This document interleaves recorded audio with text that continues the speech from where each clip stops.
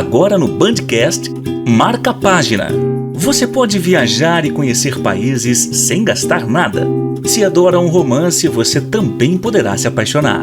Mas, se você precisa de conhecimento, é aqui que você vai encontrar. Marca a Página. O Marca a Página é tudo isso. Vamos falar de livros e trazer entrevistas exclusivas de escritores. Marca a Página. Pega um cafezinho e vamos viver essa história. Olá, bem-vindo ao Marca a Página. Hoje nós vamos falar sobre um livro clássico, mas que ele tem resistido ao tempo por conta dos ensinamentos que ele passa, que é, hoje na verdade nós vamos falar sobre as 7 lições da arte da guerra para a vida. Quem vai falar sobre esse livro é o tradutor Oshii Shi. Ele também é escritor. Bem-vindo ao Marca a Página. Enorme prazer estar com você, Rose. Tá certo. Eu acertei teu nome? Bom dia. Eu não sei se eu acertei, mas eu posso falar só Shiu, né? Shiu, tá ótimo. É tá Shiu ótimo, mesmo. Né? Bom, primeiro, você é naturalizado brasileiro. Como que você veio? Você é de Taiwan, veio para o Brasil? Você veio estudar, trabalhar? Como que foi isso? Então, eu vim com 5 anos com a família que me trouxe. Nós somos imigrantes de Taiwan. Eu nasci em Taiwan, Taipei, na capital Taiwan, a gente fala mandarim, né? E daí depois eu fui fazer a primeira série aqui. Logo em seguida, foi assim, tudo uma adaptação tranquila, né? Ainda bem, né? Em relação a essas mudanças todas, né? Que eu comecei a ter em São Paulo. Eu cheguei em São Paulo, né? Sempre fui de São Paulo, aqui, capital. Ai, que bom. Pelo menos você não sofreu nenhuma discriminação? Foi tranquila a tua vida aqui no Brasil? Foi. Até a questão da língua portuguesa, né? Eu tive umas aulas particulares no começo, na primeira série. Então, como você é criança, você se adapta, né? Você aprende rápido a língua. É lógico que é o que eu sempre falo, né? Quando eu entrei na universidade da USP, ainda cometia meus erros de português, né? Fez filosofia na USP? Então, fiz filosofia na mestrado. Na graduação, eu fiz letras, né? Tá. Letras, português e grego, né? Perfeito. Isso, e foi muito bom. Agora, voltando aqui para o nosso livro, que foi lançado recentemente, 7 lições da arte da guerra, do Sun Tzu, é isso? O pessoal pronuncia Sun Tzu, né? Só que no original chinês a gente fala Sun Tzu. Ok. Sun Tzu, né? Não vou nem tentar repetir, porque senão eu vou cometer um erro aqui. Pois é. Esse livro, ele é tão importante e ele continua atravessando os anos com essa importância que ele tem. Ele é importante porque, na verdade, assim como todos os clássicos, né, ele acaba, como, por exemplo, vou citar o Dao De Jing, o I Ching, né, aliás, na introdução, no prefácio tem um livro aqui da Arte da Guerra, na edição da editora do Pensamento, né, que é essa aqui, ó, ela é mais antiguinha e tal, da Pensamento, foi traduzida do inglês, Thomas Cleary. Então, ele fala que, na verdade, assim, o livro tem dimensão ética, a gente pode falar hoje sobre isso, a dimensão ética, política, a dimensão humana, né, psicológica. Então, como eu digo, o Dao De Jing também, que eu traduzi também pela editora Mantra, né, que está saindo pela editora Mantra, os 2 livros traduzi diretamente do mandarim, com edição bilíngue, né, também. Lembrando que para o pessoal que mandarim, no caso do antigo, que é usado pelo Sun Tzu e pelo Lao Tzu, por exemplo, eles não são mais usados na língua moderna chinesa de hoje.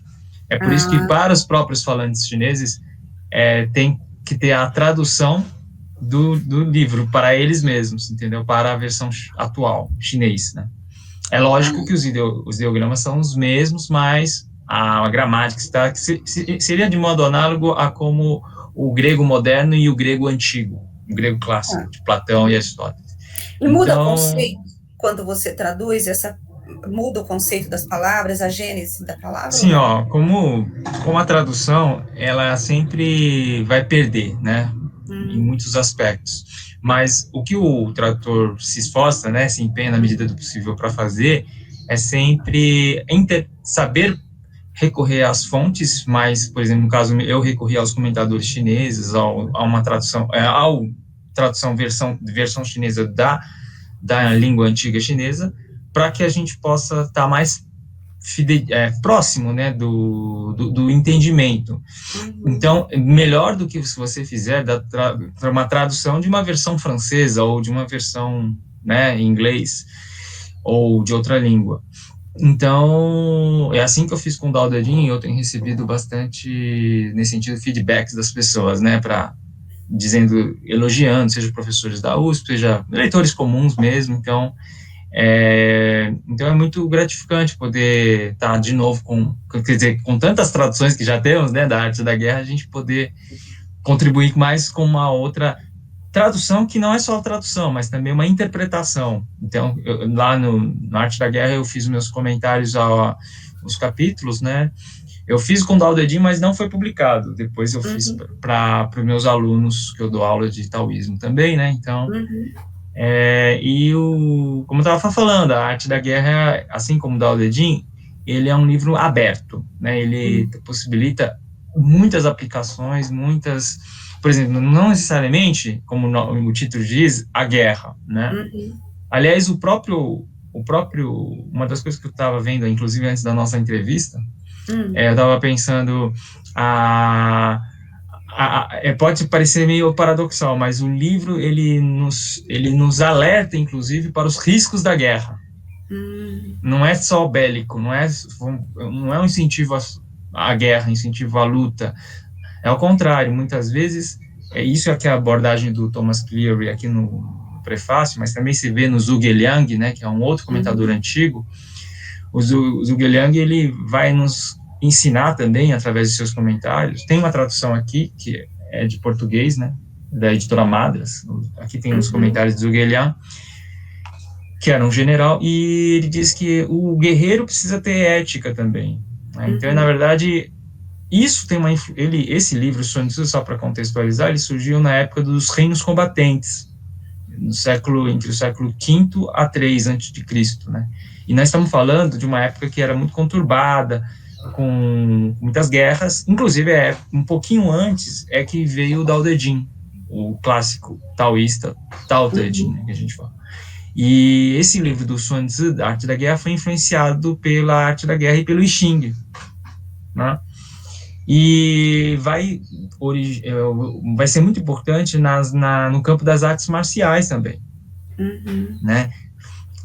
Papel que já foi desempenhado pelo Dao De Jing. Então você percebe como tem uma relação aí com, não é só a guerra o ponto focal, né? Mas também a ética, uma concepção de mundo também tem a ver com as energias yin e yang, que ele menciona também em alguns pontos, tá?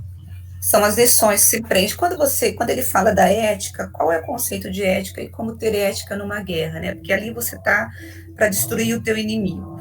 Aí a gente vê hoje em dia, por exemplo, acho que a maior situação hoje que nós estamos vendo é em relação ao Afeganistão, né? Isso. Com a saída dos Estados Unidos, lá o povo abandonado, as pessoas se matando, segurando no avião.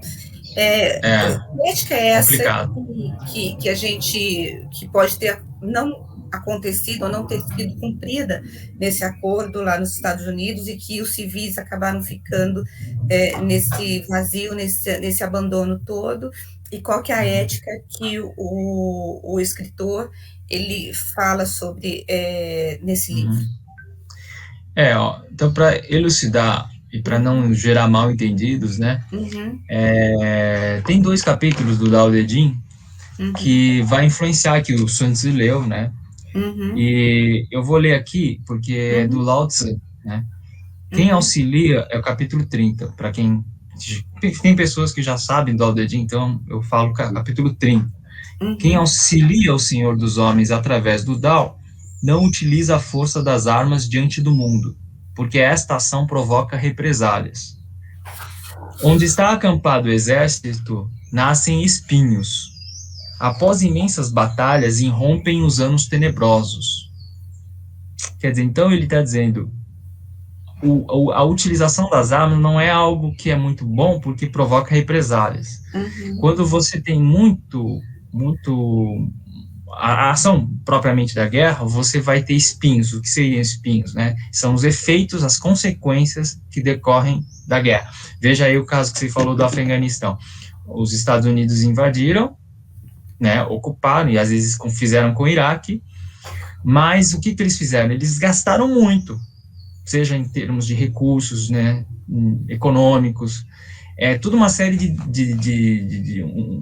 pesada de recursos dispendiosos, que isso o Sun Tzu fala. Se você...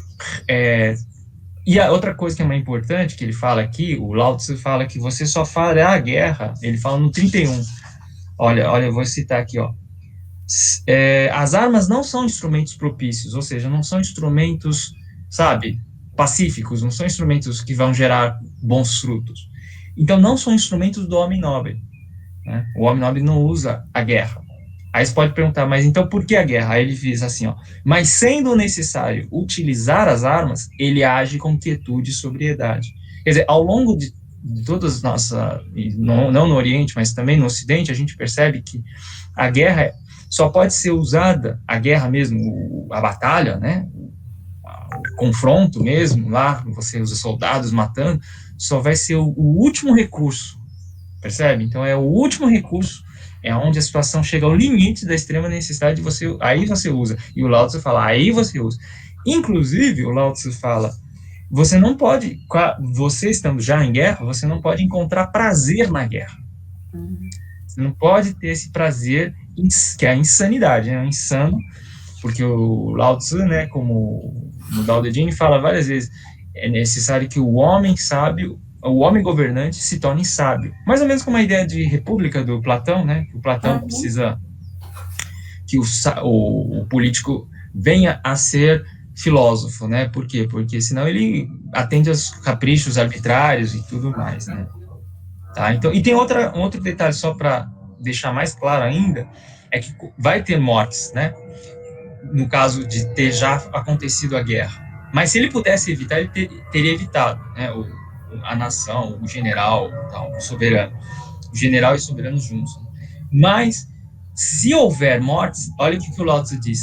Quem matou as pessoas deve lastimar com dor e tristeza, dor e tristeza, fazer luto, né? Fazer com as inúmeras mortes. Aí ele conclui, após a vitória da guerra, cumpre-se o rito fúnebre, o rito do luto. Por quê? Porque havia também muitas pessoas que faziam a guerra e desrespeitavam os inimigos, né? E não faziam luto dos inimigos. Então, aqui não. O Lao Tzu preconiza, e assim também o Sun Tzu, essa importância de você... Inclusive, ele fala, a melhor luta é quando você vence sem vencer. Quando você vence sem ter... Mas eu fico pensando, vocês mesmos ali na China, Japão, Coreia do Sul, enfrentaram guerras, e guerras, assim, que tiveram muitas atrocidades, né? A própria Coreia, pelo Japão, quando perdeu até o direito de falar a própria língua, né? Então, eu fico me perguntando se guerra é possível ter ética, porque parece que Não nesse... Só para tirar esse mal entendido. Quando a gente usa a palavra guerra, tá? Eu sei, você tem toda a razão. Para mim também não concordo, na verdade. Eu não acho que vai concordar a guerra com ética. Então, de novo, para evitar mal entendido, por isso que é um livro de filosofia, é um livro que gera mal entendidos, assim como o Dao De Jing. O pessoal, por exemplo, fala em não ação, né, no Wu Wei, acha que é não agir. Não é a não ação lá no Dao De Jing, não é a não ação. E aqui a guerra também, por isso que eu queria mostrar outra abordagem desse livro, que é um clássico. Não que eu adote tudo que está lá dito. Aliás, nem Platão poderia se fazer isso, né? Que eu sempre falo dos meus alunos, tem que contextualizar. Platão viveu na época dele, né? Não é porque na época o Platão ele tem uma visão aristocrática que eu concordarei hoje no pleno século XXI. Não concordo. Né? Ainda bem. Mas o que a gente pode ganhar... Mas a essência daí tem essência. Isso, o estudo dos antigos, de Platão, de Aristóteles mesmo, Aristóteles. mesmo o São Tomás de Aquino e mesmo esse cara que é o Sun Tzu.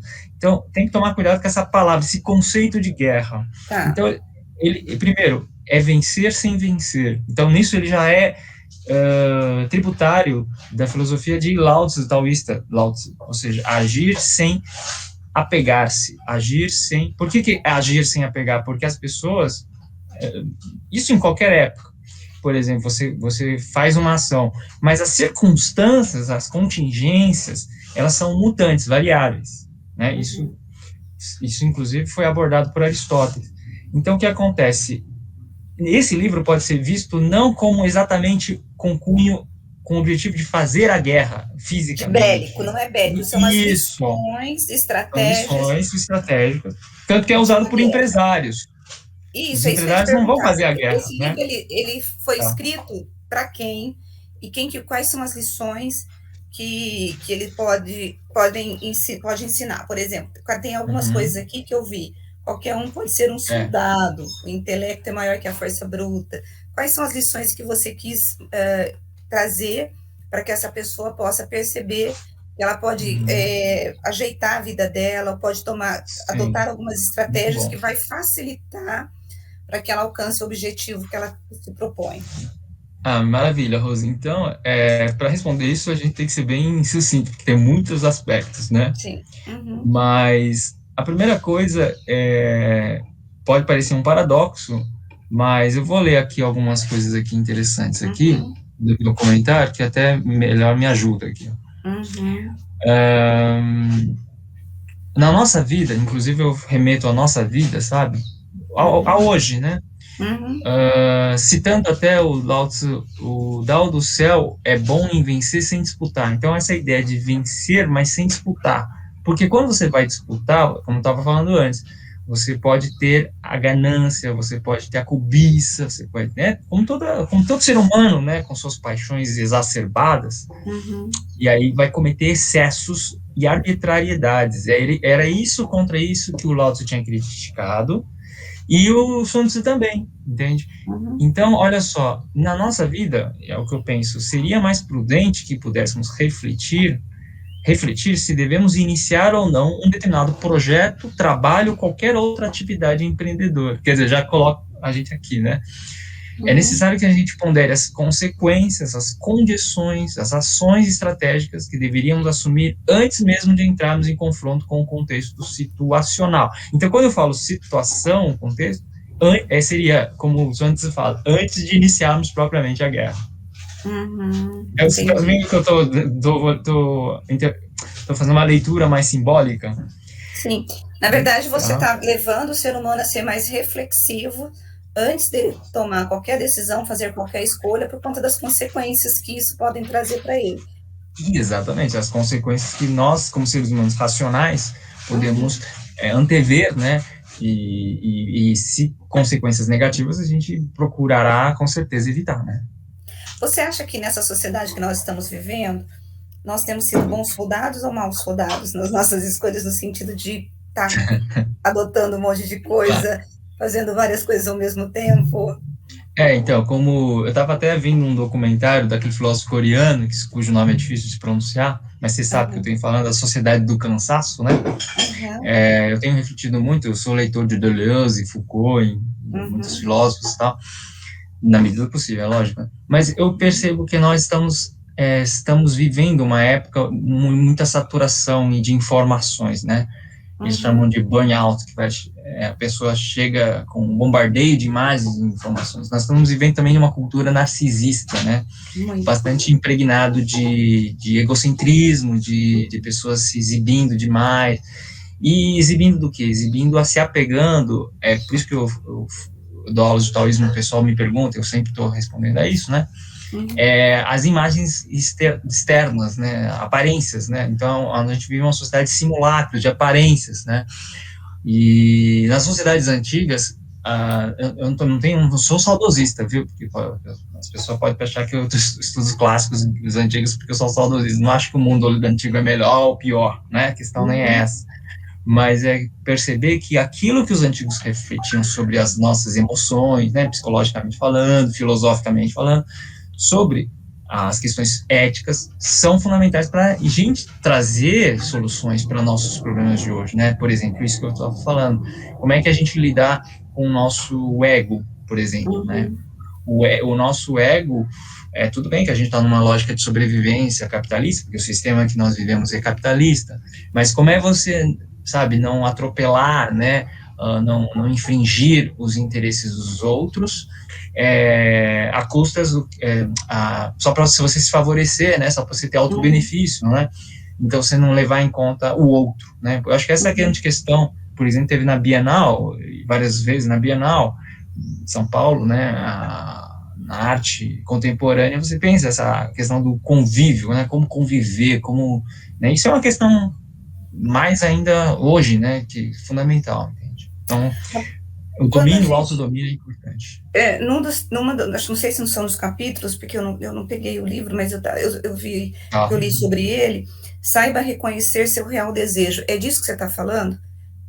Quando do sujeito saber o que é desejo, o que é fantasia, o que é cobiça. Então, o real desejo é aquilo que vai fazê-lo feliz. É mais ou menos isso? Olha só que interessante. Muitas vezes o Sun Tzu, ele alerta para o guerreiro, né, o soldado, ele não ser movido pela impulsividade, né, não ser movido pela impulsividade que leva ele a agir precipitadamente. E às vezes, quando ele comete, inclusive, se ele faz coisas sem pensar, né, aquela coisa do planejamento, a palavra-chave desse livro é planejamento, né, estratégico. E aí não é só planejar para a guerra, como já falei, mas é planejamento, por isso que vale para administração, vale para arte marcial, para a sua vida também, sabe? Então, como você agir, como você pensar a sua ação, e aí a racionalidade é super importante. Inclusive eu estou lendo uma coisa que indiretamente tem a ver com isso, né, Rose? Um iluminista francês, Barão de Holbach. Ele é um filósofo, ele escreveu um sistema da natureza, e ele diz isso, que o homem é um ser físico, e ele tem que conhecer isso, ele não pode apelar às superstições, sabe, às explicações irracionais, né? Então, tudo bem que ele está bem plena época do iluminismo, ali, ele é amigo do Derrida, né? Então, o que eu quero dizer, assim, tem a racionalidade como, vamos dizer assim, uma coisa, um elemento fundamental do ser humano, né? Desde quando a gente descobriu que a razão nos leva, né, entre aspas, ao progresso, né? Mas o que eu quero dizer é que essa racionalidade também está presente no Sun Tzu, também está presente na avaliação estratégica, né, entre aspas, não para fazer só a guerra física, mas para você gerir, para você administrar a sua vida também. Né? Inclusive, você, por exemplo, que é um professor, imagina uma pessoa que é professora, né? Ela lida com seres humanos, os diretores, os alunos, os pais dos alunos, né? E ela tem visto uma coletividade ali. O político é a mesma coisa, principalmente ainda o político, né? Um prefeito, um presidente da república. Enfim, então você tem que levar em conta, isso isso que ele fala do guerreiro, né? Quando ele vai para a batalha, ele vai conhecer as circunstâncias da guerra, ele vai precisar, sabe, racionalmente planejar, entende? Senão ele faz besteiras, né? Esse livro que você traduziu e os teus comentários, para o leitor, o que o leitor, na verdade, ele vai encontrar um roteiro para poder viver melhor. É mais ou menos isso. Para a gente poder resumir, para terminar essa entrevista, é isso? Ele leva a gente a ter uma reflexão ética sobre quais são os limites, né, de uma ação minha, no caso, ou de um grupo, tá? Eu também falo lá de um grupo de empresários, de uma sociedade, tá? No sentido mais político mesmo, social. Então, para quem lida com filosofia, sociologia, né, a ciência política, enfim. Por isso que eu estava dizendo, esse livro, ele tem um espectro amplo, como o Dao De Jing. O Dao De Jing não é um livro só para você colher para fazer tai chi. Então, parece que só vai ser aquele pessoal que gosta de cultura de tai chi, que vai estudar e vai colher frutos, né, bons frutos do Dao De Jing. Não, é que nem a Bíblia. Tanto pode ser de uma pessoa evangélica, né, só favorecer o pensamento dela, enfim, a existência dela, ou para um político extremamente racional, mas ele vai ler a Bíblia, ele não vai poder, se ele for com olhos abertos, né, se ele for com outras interpretações, outras leituras. Então, eu acho que esse livro, assim como o Bhagavad Gita, né, que a minha editora também traduziu muito bem traduzido por um cara que é especialista de sânscrito também, né? Legal. Esse livro tá em tá na Amazon, o seu livro, ou não? Não, o que acontece, ó, você tá me falando isso, eu fiquei até meio curioso, tava sabendo se o livro tinha sido publicado e tal, e a editora falou que ia publicar, e aí demorou, falou que uma coisa da capa, aí eu meio que joguei no e-mail de novo lá, e aí a editora me falou ontem que já sai na quinta-feira agora, mas é uma pré-venda, e eu tenho direito meus exemplares, né? Então eu falei que eu precisava, porque o diretor do Centro Cultural de Taipei, que eu dei aula no Centro Cultural de Taipei, aqui em São Paulo, na Liberdade, no bairro da Liberdade, ele faz o intercâmbio, né? Ele é responsável, e eu precisava dar um exemplar para ele, inclusive para somar possibilidades de trabalhos futuros, né? Tá? Então... o que eu estava dizendo? E aí... Então não foi lançado ainda. Então, eu acho que tá ainda... tá no quase ali, faltam uns dias aí para sair na praça. Perfeito, então. Bom, e aí quando ele for lançado, ele vai estar na Amazon, vai estar... O pessoal disponibiliza na Amazon, assim, como o meu Dá o Dedinho e o Vazio Perfeito. Aliás, deixa eu mostrar o Vazio Perfeito. Que é seu também, você que traduziu também, ou você escreveu? Eu traduzi, não, esse aqui é o livro do Lietz que eu traduzi, também do chinês, legal. Né? Então, deixa eu mostrar mais perto aqui, tá? E esse essa editora, sobre?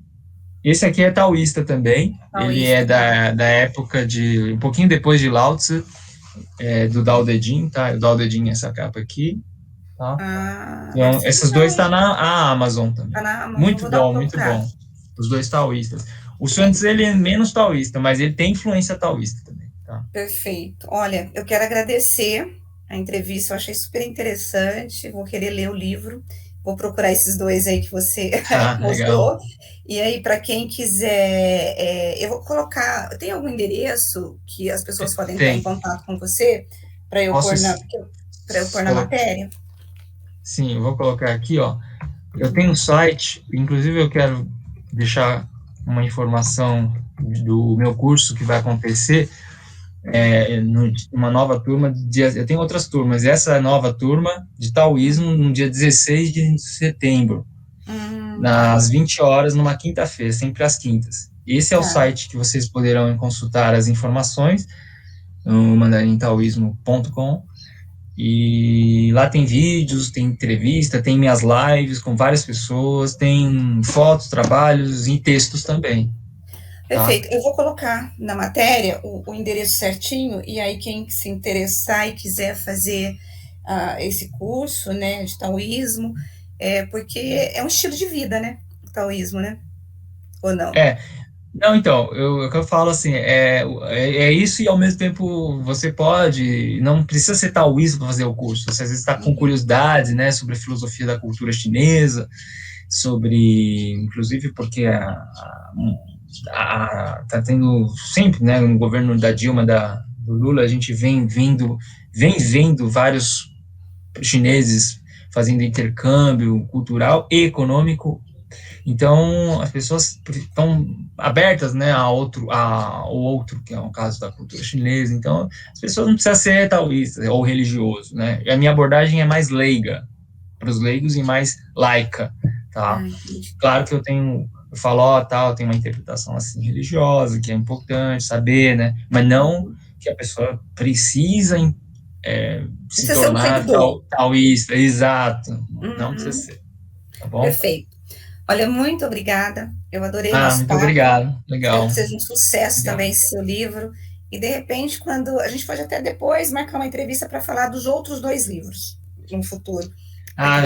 Eu concordo. Então a gente marca depois. Aberto. Ou até uma live diferente, sei lá. Isso. Uma adoração, interação. Perfeito, todas as possibilidades. Tá bom. Tá certo. Muito Tá obrigada, viu? Muito Um obrigado, abraço. Rose. Abraço. Tchau. Bom, eu quero agradecer você que ficou conosco até agora. Nós ouvimos um pouco sobre esse livro que tem atravessado séculos, né, anos, e que continua tão presente no nosso dia a dia e tem tantas lições para nos ensinar sobre a guerra. Muito obrigada para você, e a semana que vem eu me encontro com você novamente com um novo escritor ou com um tradutor, mas com um livro super interessante. Tchau para você, beijo. Tchau.